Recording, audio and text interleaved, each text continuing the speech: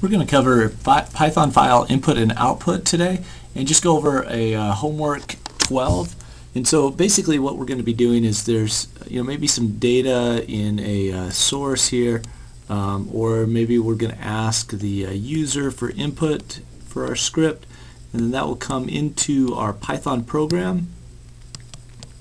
Okay, we're going to process it, do something with the data, and then there's a variety of outputs where we can store it as a file or some other form, typically a text file or binary file, something like that. So we're going to be focusing on how to get data into our program and then also how to get data out of our program, and that's what this homework problem is all about.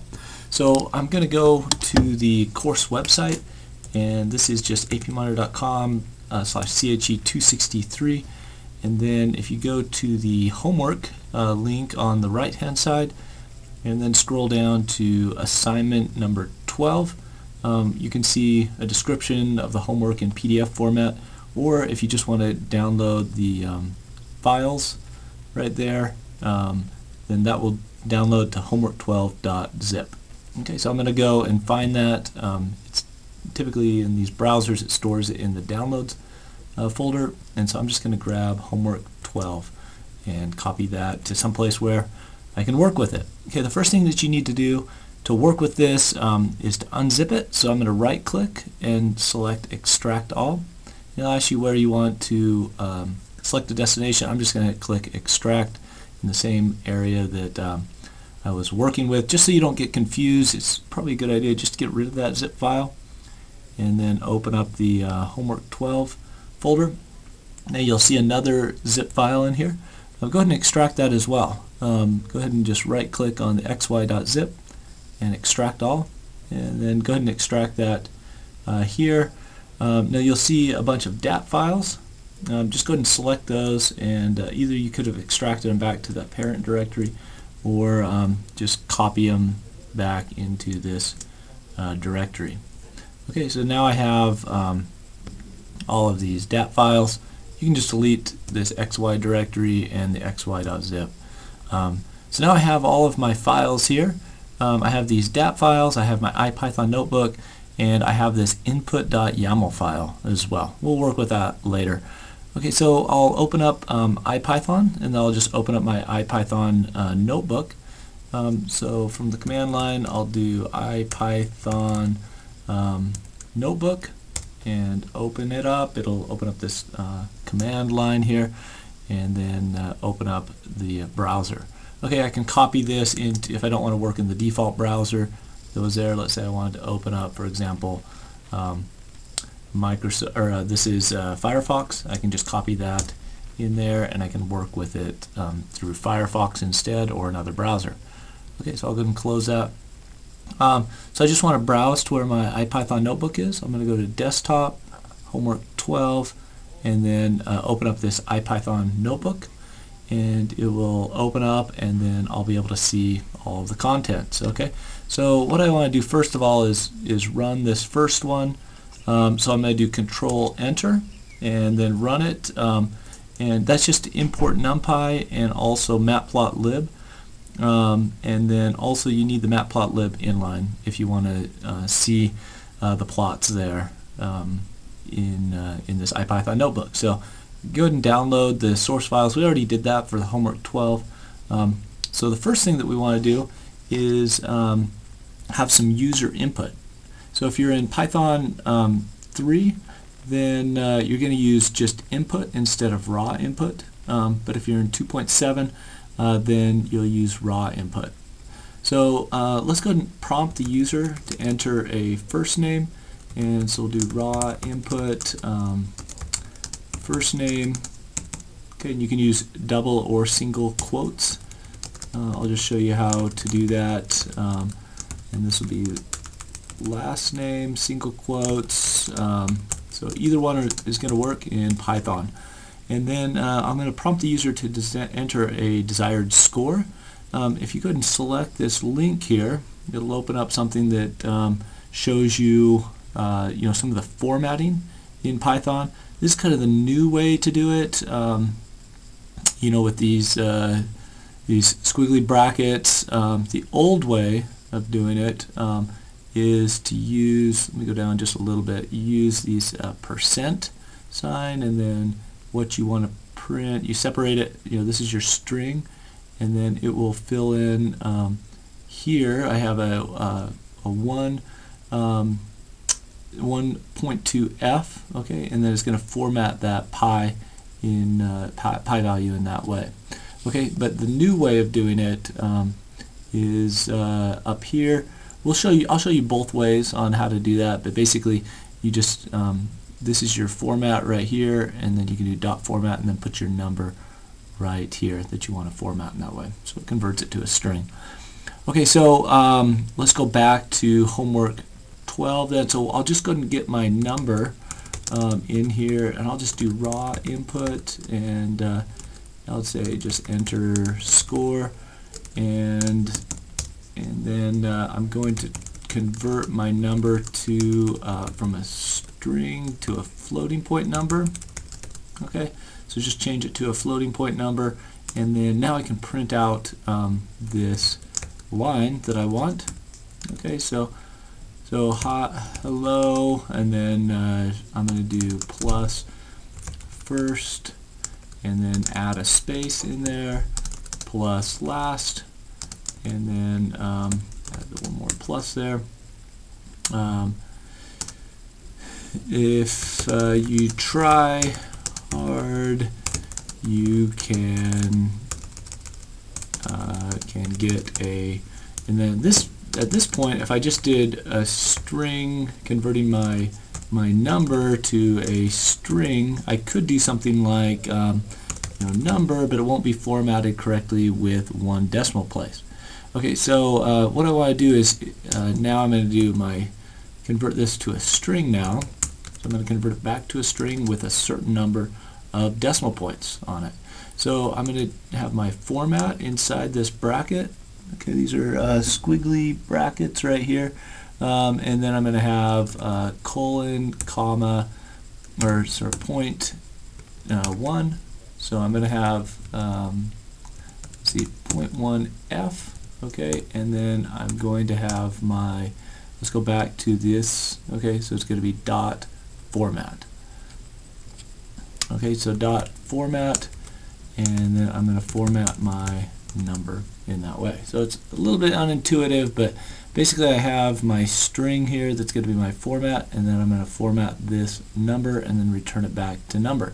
So number started off as a string, converted to a floating point, and then back to a string, and then I don't need this string right here. I just have my number. Okay, so if I enter, I'm going to put my name. Okay, enter score, so I'll do 97.523. Okay, so it formatted it as 97.5. Okay, so let's go down to the next one now. This is Numpy file IO. So I have the data X, Y, and Z and W here, and I've just plotted that here just to see the this is going to be equivalent to saying something like plot XY, and then I want to plot XZ, and then I will plot XW.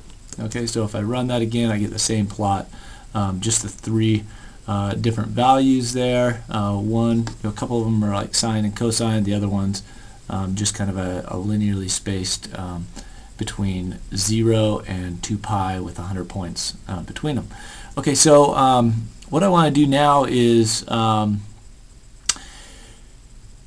ahead and just stack these into and save them into a data file. Okay, so data1.dat. You can see some of the documentation here on file input and output. You can either save these as binary files or as text files. We're going to save it as a text file. So I'll just show you how to use that in, first of all, get it into a form that we can export it. So I'll go ahead and insert a cell below. Okay, so now I have my 4 vectors, and what I'll do is let me just show you how to stack things together. Okay, so let's say I had an array. I'll just go ahead and create an array that is 1, 2, and then another row in that array is 3, 4, and then I'll print A. Okay, so I have this array that has 2 rows and 2 columns, values 1, 2, 3, and 4. Okay, and then let me go ahead and insert the cell below. Okay, and then let me get a B as well, and array, and then this one will be 5, 5, 6. Okay, and then I'll print B as well. And then what I want to do now is add these, put these two together. And so I'm going to use C equals Numpy concatenate. Okay, so I'm going to put them together, and I'll put them together as A and B. And then I have axis equals 0. And then I'll do, so that's going to say, you'll stack them together kind of on top of each other. And then I'll do another one, D equals, we'll do the same thing, but then change axis equals to 1. So it's going to stack them next to each other instead. And okay, and then let me print C, and then print D as well. Okay, so when I run it, let's see, I have an error here. Oh, you know what? I need to transpose this B value. Okay, so if I print, let me just go ahead and comment this out right. Yeah, I'll comment this one out first, and we'll just print C. Okay, so there's, I've stacked them together, and then let me do it with B transpose. So I need to transpose this B value first, and then I can print D. Okay, so there are the two. I've stacked them on top of each other or next to each other, so that's what we're going to be doing with these X, Y, Z, and W values as well. We'll just go ahead and let me go ahead and I'll do it right here. Okay, so there are two different ways to do this. I'll show you how to do this with concatenate, and then also with VStack as well. If you want to do it with VStack, you can do data equals NP VStack, it's a vertical stack, and then I'll put my X, Y, Z, and W, and then I'm going to then transpose this with a dot T. Okay, that's going to transpose it, so it'll just flip the rows and columns. And then let me go ahead and just print data. I'll just print the first 5 rows of that data. Okay, so let's see. I'll do 0 to 5, and that's still invalid. What am I messing up here? Okay, 0 to 5. I think that is still an error. Okay, so VStack, I have, let's see, I have my X, Y, Z, and W. Okay, so let's see, I'm doing something that's not quite right here. And let me just print data and see what it came up with.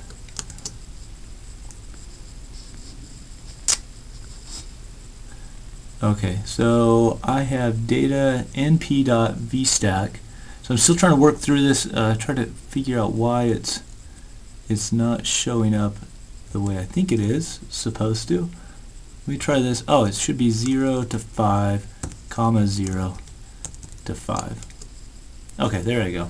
Okay, so I've got the first 5 rows, first 5 columns. Actually, that should be 0 to 4 there. That'll give me the equivalent of what I had of 0 to 5. If you go over that, it just ignores the extra dimension there.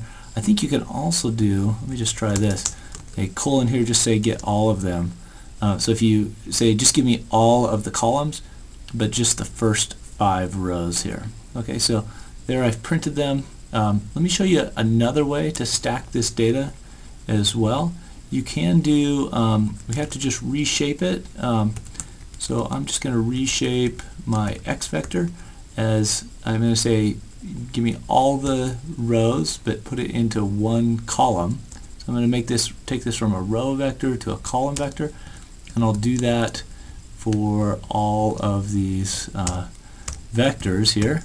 So z and w, y, z, and w. I've just reshaped those, and then I can now concatenate them. Data equals np concatenate, and then I'm going to have x, y, z, and w, and then I'm going to do it along axis equals 1. Okay, and then if I print out this same thing that I did before, I should get the same result. Okay, so you can see the two that are the same. So I can either use concatenate or vertical stacking of these with this transpose just to get it into the right form. Okay, so now what I can do is then in this next one, now that I have data, I've put them all together, and then I want to write a data file. Let's see if it asks me what it asked me to do here. So we want to write a plain text file called data1.dat, and so we want to be able to write this out to a so I'm going to use the np.save.txt, and then I'm going to save it as data_1.txt, and that is going to be data file. Okay, so when I run this, it's going to create a file in my directory. Let me just go back and open that up. Okay, so here's data1.txt that I just created. If I right-click that and edit it with a notepad, then I can see all of my data here, my 4 different columns, x, y, z, and w. Okay, so that is, there is my data file. Let me go back to my Python notebook. Okay, so let's go down to this next one now. Repeat part A with the following changes. You can reuse the data above. So the file is data2.dat, but include a header that will look like this. So I have a hash and then x, y, z, and w, and then the data should be separated by commas. In the one that we just created, let's just see what they're separated by. Okay, now this one looks like they're separated by spaces, okay, to delimit them, but now we want to have them delimited by a comma instead. Okay, so if we come here, I'll go ahead and undo those changes. Okay, close that one. Okay, so I'm going to come back here and format the with 5 decimal places. Okay, so this one, it's going to be just a little bit longer, but it's going to use the same thing with the save text. And this one, it'll be save data2.dat. It could be .txt or anything else you want to call it. And I'll save data, but now my format is going to be equal to, and then this is going to be the %12.5f. This is kind of the older style of doing the format, but it's going to be 12 characters long, 5 decimal places, 5 digits in the decimal, and then it's going to be a floating point number. If I wanted to do it as E, that would be a scientific notation. If I did 12D, that would be an integer of 12 long. Okay, so I'm just going to do it as a floating point number, and then the next thing I can do is also specify my delimiter, and that is going to be a comma. You got to put that inside quotes, and then I can also specify a header in this case, and that is going to equal this header that I had right here. So let me just copy that in so I don't have to retype it. Okay, so there's my header, and then when I run it, it's going to save data2.dat. Okay, so here I have data2.dat. Right click it, edit with a notepad, and then you can see here I have Okay, I have this file. Okay, so there's data2 .dat. I think I'm done with this one. Okay, so let's go and go on to part C. So read the data file from part B into a new array called new data. Reproduce the plot from part A using the data in variable new data. Add X and Y axis labels and a legend. Okay, so now we wrote this data file, we want to read it back in and then generate a plot. So I'll just go through this. We have new data is going to be np. Now we're going to use, instead of save text file, we'll load the text file, and this will be data2 .dat, and we need to say what the delimiter is that separates the data, and so that's going to be a comma, and then I'll just get my first column, and I'll do star, or this colon, comma 0, so that'll get the first column of data, and then the next one is going to be Y, Z, and W.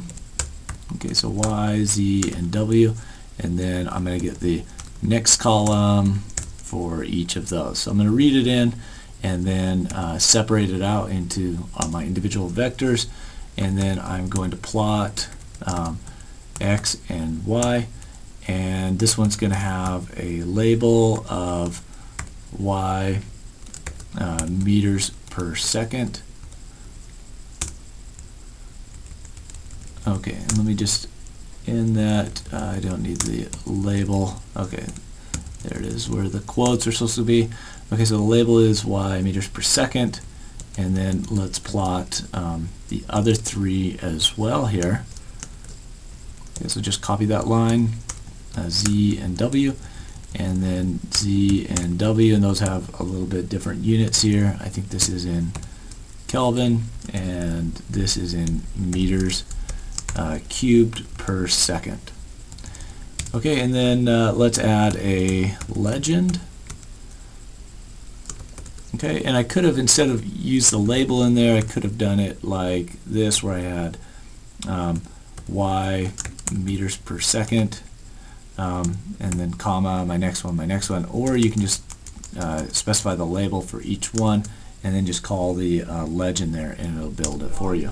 Okay, so now let me do an X label as well. That's going to be time in seconds, and then a Y label, and that will be, this is going to be Y, Z, and W. You can put anything you want there. Okay, so it created this plot, made it look a little bit better than the one we had raw, than when we had done it before, just a couple extra labels there. Okay, so that is how you export a text file, read it back in, and then generate a plot. Okay, so now we're going to go on to basic file system manipulation.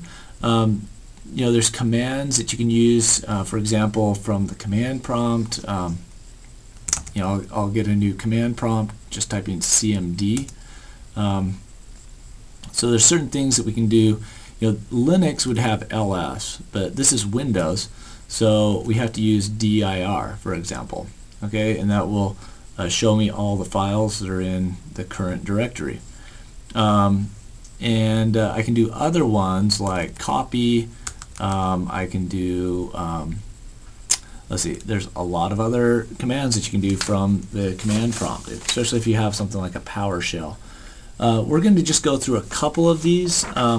By no means is this exhaustive, but it'll help you do things like determine what directory you're in. So for example, if I am at the command prompt here, I can echo my current directory.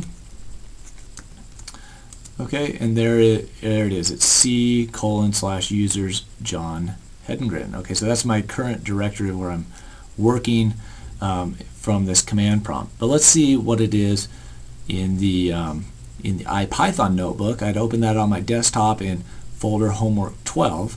So in order to do that, I just put an exclamation mark in front of it, letting it know that I'm going to be working with an operating system command. If I'm not in ipython, I have to do this import os and then os.system and then put my command inside here. But since I'm in the ipython notebook, I can just start it with the exclamation mark instead. So I'll just do echo the current directory. If you are in Linux, you can just do ls, Linux or Mac. You can do ls there, and then it shows me my current directory. Okay, I'll go ahead and insert a cell here. So a couple other commands. I can see what files are in my directory. Okay, so there's a listing of the files that are currently there.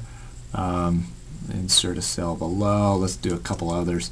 Let's just find all of the dat files that are in there. So I'm going to use a wildcard, which is star.dat. And again, in Linux or Mac, you can do ls space star.dat. But then this is just going to return all of the dat files that are located in that directory. Insert cell below.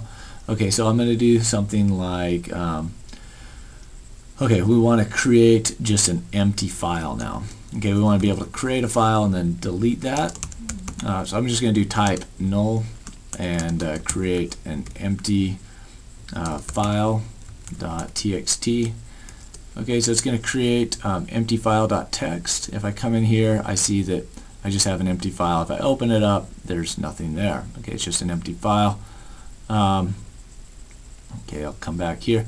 Now, maybe I want to now delete that file. Okay, or copy it as something else. So I'll go and copy it. I'll copy empty file.txt as another empty file.txt.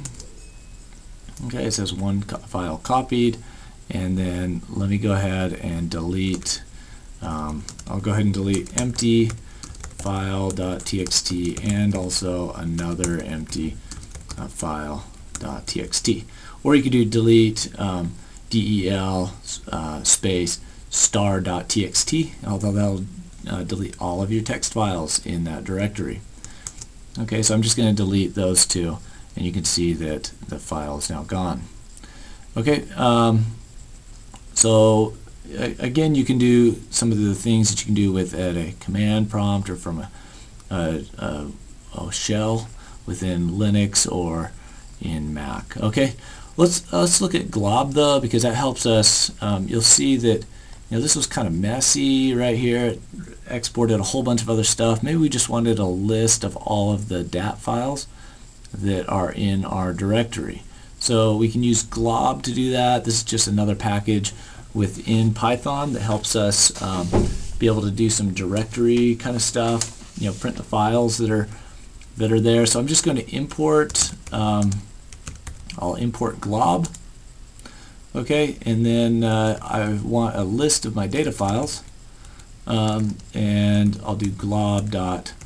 Within that package, it's called Glob. Okay, and I want xy underbar, and then I'm going to use my wildcard. So anything with xy underbar starts with that, and then any other kind of number, and then dot dat. I want a list of those in my current directory. So if I go back to my current directory and I just look at it, I have all of these files xy underbar dot dat with the number there. So I just want to get a list of those and then be able to work with that list, and then I'll print data files. Okay, and then just gives me an array of data files. Let's say I just wanted the just the first two data files, so it just showed me the first two. Okay, or if I want to get the 3rd through the 9th, then it just gives me those. Okay, so it's just a list, and if I take away this, it'll just show me all of them. Okay, so there are my files using Glob. Okay, so basic file I/O. We want to use data files from the previous problem and write a loop over each data file, and inside the loop open the current file, print only the 3rd line of the file to the screen, and then close the current file. So we're going to go through all of these XY files, and just get the third line from each of them. So here we have a, so this one, we have this list, and so for, I'll just say for x in data files, okay, let's just print x. Okay, so just print it out. It's going to go through this for loop and just print out the data files, but we want to just open them. Okay, so I'm going to open the file. I'm going to use the open command, and then I'm going to say I want to open x, and I want to open that in read mode. Okay, if I open it in W mode, it's going to write to it. We want to just open it so we can read it. And then I'll go ahead and use the read line. That's just going to read one line of this. Okay, and what I want to do is read the first line, read the second line, but then on the third line I want to just print out what that is. Okay, so I'm just going to print. I'll just print the read line. Okay, so this is going to be ifile. Actually, I needed to do not ifile equals read line. I need to do dot. Okay, so I'm just reading the line from ifile, and then ifile read line. I'll do that next, and then I will close the file. So you opened it, and then we've got to close it as well, or it'll keep it open, and we won't be able to access it again. Okay, so it's going to print this out. I see these extra lines here, so I'm just going to exclude the very last new line character from this. I'll do that by going from the very start of that line to the very end, but it won't include the very end, which is the new line character. Okay, let's see, I've got a problem here with print.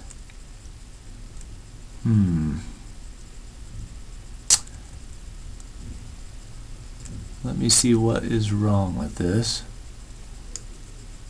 Oh, you know what? I need to just get rid of that comma.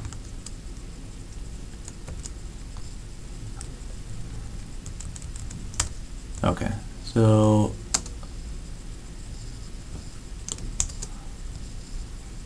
okay, I'm going to try to come back in here and insert the parentheses. Okay, and just get rid of the comma there. It was just go from the start to the end, but don't include the very end new line character. Okay, so then it just prints it out without those extra spaces in there.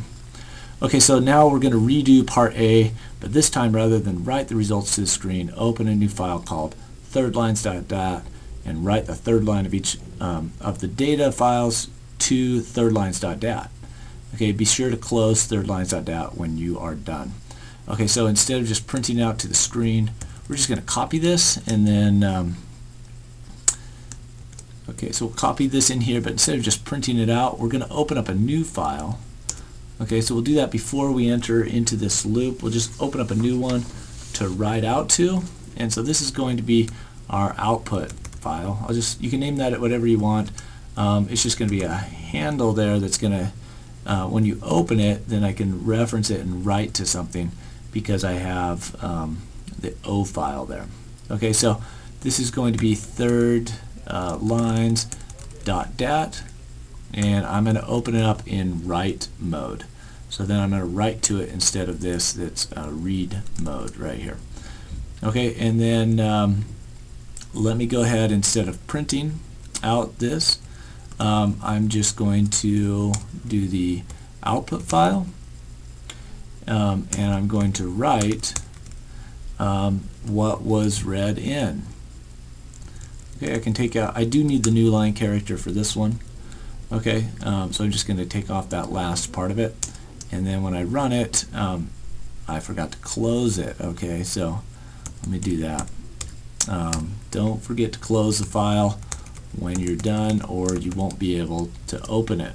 Okay, so I'm going to save this. Let me go back to my folder, and let me just look at third lines. It might say that it's opened by another program. Let's see. So it says it doesn't exist anymore. I'll go keep it there. Oh, that's the empty file. Okay, third lines, there's nothing there because I haven't closed it yet. Let me do that again. I'll run this one again, and let me see if I've got third lines.dat. Open that back up, reload it. Okay, so there are all my third lines. It just wrote that to a file instead of printing it to the screen. Okay, so I know this is kind of fast, so if you need to go back and review it a little bit more, I also put in some links in here just so you can see a little bit more if you need to go through this in a little bit more detail. So we're going to run the following code to create mytimes.dat, and then we'll open the file and read in the times to an array called times. And to do this, we'll use the readLine function and then the split function. So we'll read in a line and then we'll split that line. And we don't know how many times there are in the file. So we need, if we change the number of times that we're going to be reporting, the program should be flexible for this. We're going to initialize an empty array and then add additional times with the append command. And there's a little bit of detail on how to use the append command. And then we'll convert the strings that we read in to floating point numbers. Okay, so let's just go ahead and go through this. We've got this initial code, okay, and then what we'll do is we will augment it with, now we don't have, this is again a Linux command right here, is cat. So when you run it, it's going to say cat is not recognized as a command. In Windows, it's going to be type instead. Okay, and just when I said type, my keyboard stopped working, so I can't type it.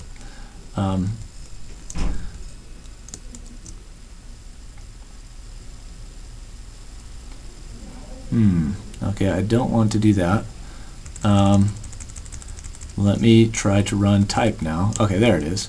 Okay, so there's what the file looks like inside. I use the type command, and then it shows me what that file is, and that's an operating system command. If you're in Linux or on Mac OS, you can use the alternate one there, which was cat. Okay.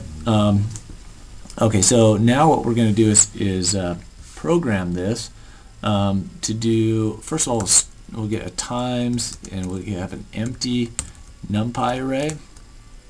Okay, I'll put 0 there. If you put a square bracket, it will give you a single empty entry value. We don't want to do that. We want a 0 there instead. Okay, and then we'll let's do this. Let's do ifile. We'll open it, and then we'll open up my times.dat, and this is going to be in read mode. Okay, so we wrote it up there in the prior input box, and now we're going to go ahead and read it, and then we're going to get the words out of it, okay, the different words that are in this, and we'll do ifile.readLine like you saw before. So we're going to read the line, and then we're going to go ahead and split it as well. So it's going to do this first, okay, so it's going to do ifile readLine, and then it will split it into individual elements. Let's just go ahead and print the words that are in here. Okay, so it read them in and it stored it as an array, like you can see. Okay, but we don't want that first hash sign, so let's say we just want to go between 1 to the end. Okay, and those are going to be our numbers. Okay, so we're going to skip the 0 element of that array and just go with the first to the end. Okay, so let's do for W in words, and we're only going to go 1 to the end, and then we'll have times, the time values that we're going to store, and we'll just append to this times array and convert the individual number W to a float. Okay, so I'll just print W here as we go through, and we've just augmented times to add one more value each time. I'll go ahead and print times as we go. So you can see it kind of building this array. So the first one, it had 0, and then it added 0.1, and then 0.15. So you can see it kind of building this times array. Okay, and then so you see the now we have times as numbers versus when we started off we had them as strings. Okay, so let's go on to formatted output. Okay, so in this case we want to if we just print numpy.py, that's just a built-in thing, it'll give me the value of pi. But we want to maybe first of all just display it as an integer.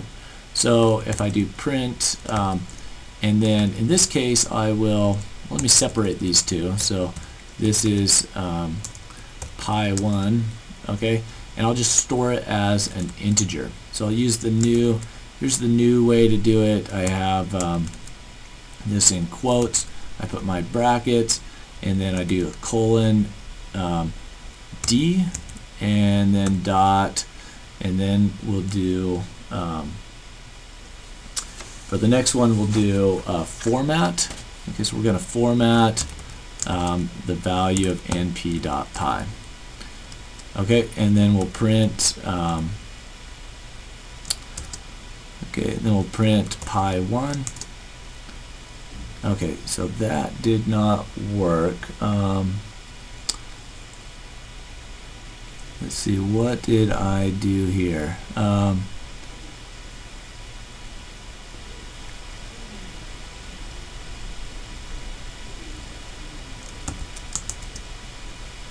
that still isn't right. Let me go into the formatting it as a float, and then I'll go back to that. We'll look that up. Make sure I've got that syntax right. Okay, so .2f, and if I format it this way, I only limit it to 2 decimal places. Okay, and then if I do it as let's say I want more decimal places, like 8. Okay, then I see I've limited it to 8. Let's say I want to see more than it by default shows me. Let's go 70. Okay, and you can see that at a certain point it it can only store this many digits in a floating point number, and so after that it's going to be 0. Okay, let's use E as well in scientific notation. So we want maybe 12 total digits in this number with 4 decimal points in scientific notation. Okay, so there it is in scientific notation. And then let's say I wanted this to repeat 4 times, for example, then it would repeat 4 times for me. Okay, let's figure out the integer thing. Okay, so I have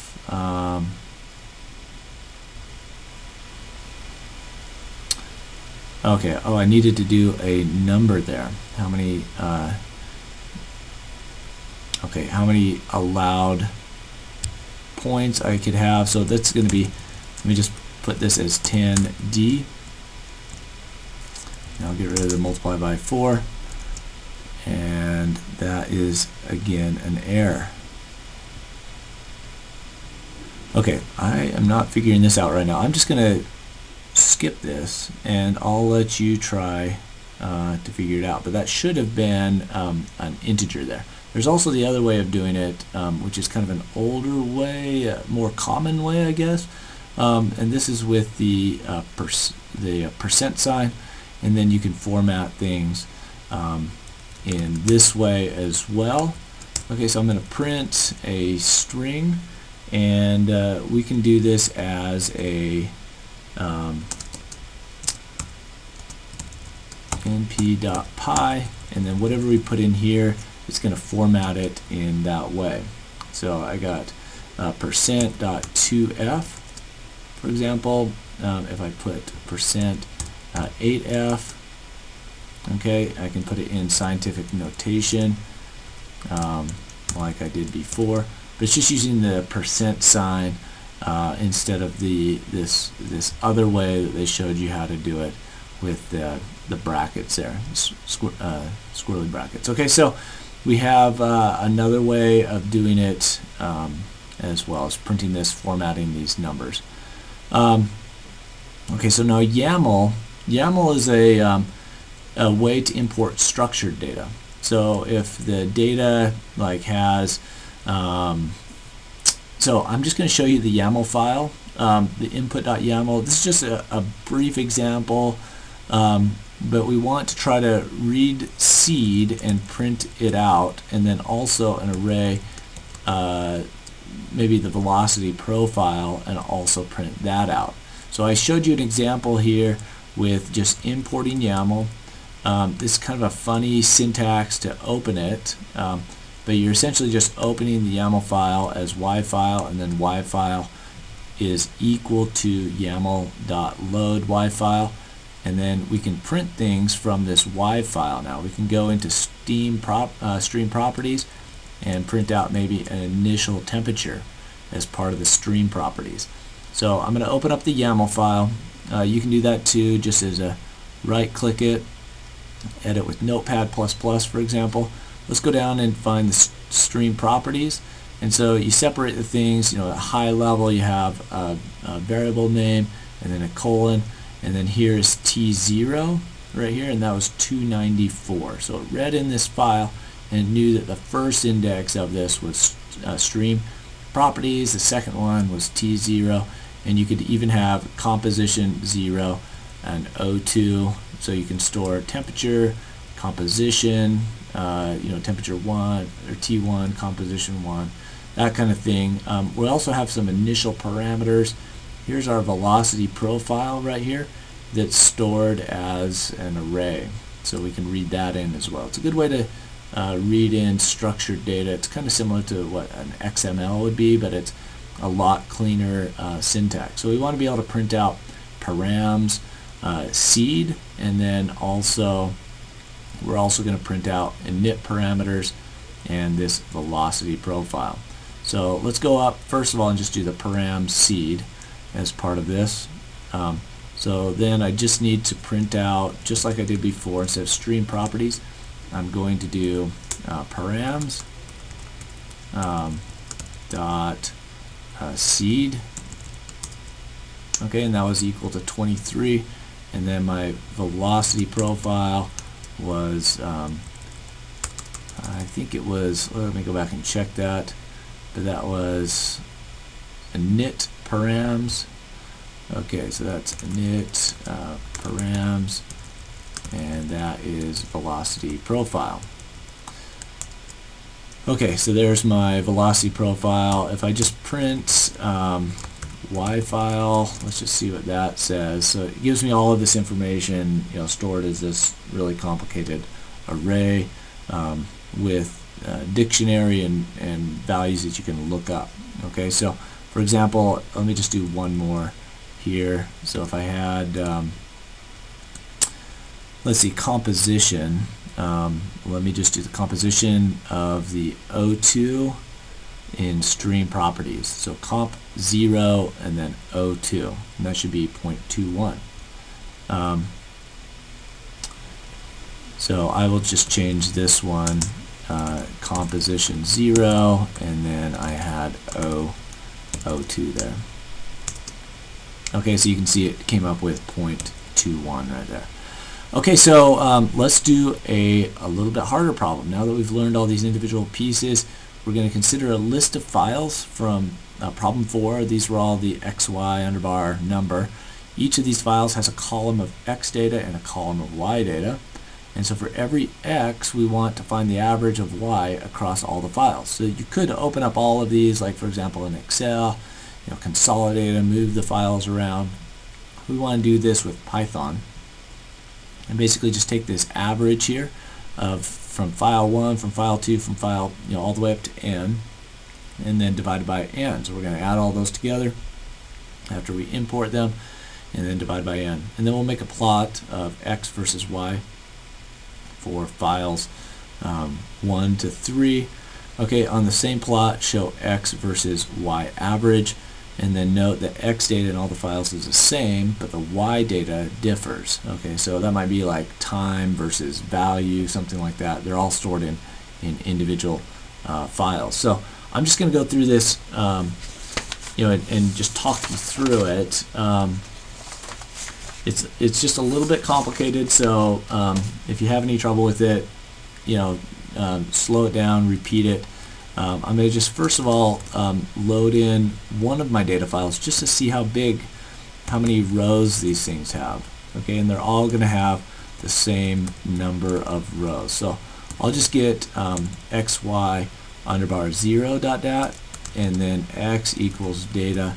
I'll just get the first column of data. Those are going to be my x values. And so let me get the number of points there. That's just going to be the size of x. Okay, and I'll just print the number of points. Okay, so there are 100 points in that file. Okay, so now let me just initialize y average, and I'll say that's equal to numpy zeros, and make that size of number of points, which was 100. I'll import, now is where I'm going to use the Glob package to get all of the files in this directory. Okay, and that one will be xy underbar, and then I'll do the star for all the numbers, and .dat. And let me get the number of files as well. So now I have an array of I messed that up. Import glob, and then I want file list equals glob.glob with this the types of files that I want. Okay, so number of files equals the length of the file list. Okay, and I'll go ahead and print number of files. Okay, so I have 20 different files that I want to work through, and so I'll do for x in file list, and then I'll say that my data is going to be numpy, and then I'll load the first text file in there. Okay, this is going to be x, and then I'll have y. I'm going to extract the y, kind of like I did up here with the x, but I'm just going to take the next column over. Okay, so instead of 0, I'll just take the first, the 1, which is going to be the second column of this, and then I'll just add up all of the y values. Okay, so I'll just add that into the y average, and then as a final step here, I'll say that y average equals y average divided by the number of files. Okay, so I had 20 files, so I'll add up all the y values and then divide them by the number of files. And then I want to create a plot now that I have all of my data, and that'll just be matplot lib.pyplot. Now we did this, we could have done this at the very top. We typically import packages. We try to do that at the very top so we can reuse them again later in the program. But I'll just do matplot lib inline, and you've got to actually do this before you import the matplotlib for the first time. Okay, and then I'll just store my data, or data 1. I'll just go ahead and load this in. I'm going to do my xy underbar 1, and so I'll load text file, and I'll have xy1.dat. Okay, and then let me go ahead and plot this, and I'll do data 1 0. Okay, I also had the x value that I had loaded from earlier. I could have used that as well, but just in case it had different number of rows, I'll just go ahead and import that again. Okay, and then I'm going to call this, I'll do a label, I don't need the quotes there, equals xy1, and then let me plot the average as well. Okay, so x and y average, and I'll give this a label as equal to y average. Okay, we'll give it a legend, and then an X label. Okay, I'll just call that X, and then a Y label, which will just be the Y. Okay, and then when I run this, I have an error. Okay, let's see what that error says. It's kind of a long error there. X and Y must have same first dimension. Okay, so it just failed right here on this line. Y average.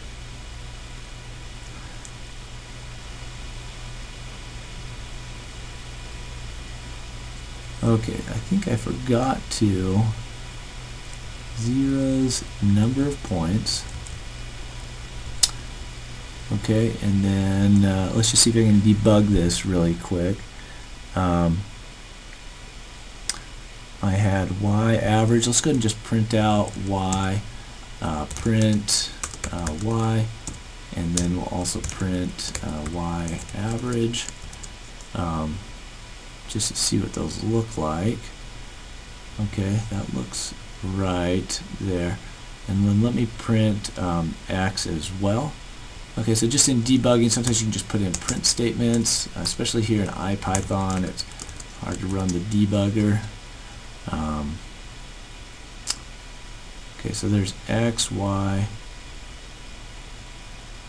Oh, you know what? I rewrote this X value right here. So let me just change the number. I'll just change that to for F. There instead, I rewrote my F value or my X value, and so it was this X value was overwritten. And so I'm just going to go ahead and take out these print statements. Right there, let me run it again, and there you can see the first data set and then the average as well. Okay, so that concludes this this homework problem. This homework assignment. It was a little bit long, but it covered a lot of different things from file input and output.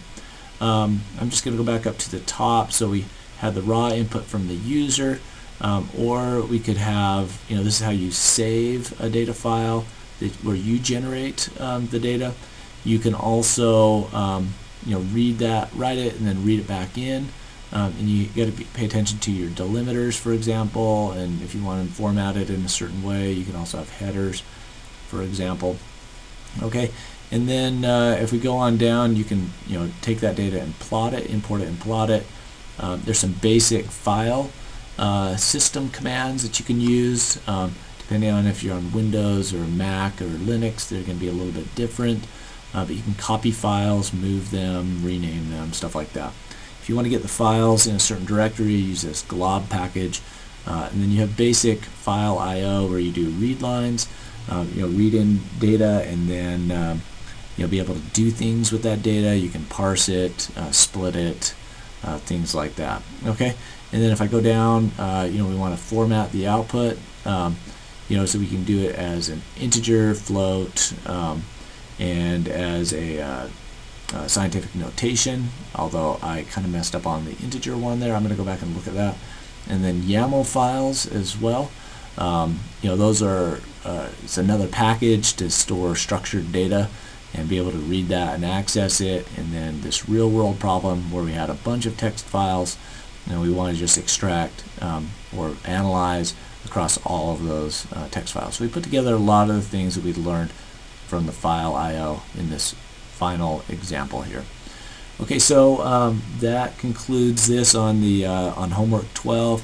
Again, just let me know if you have any questions on this. I'd be glad to try to answer them.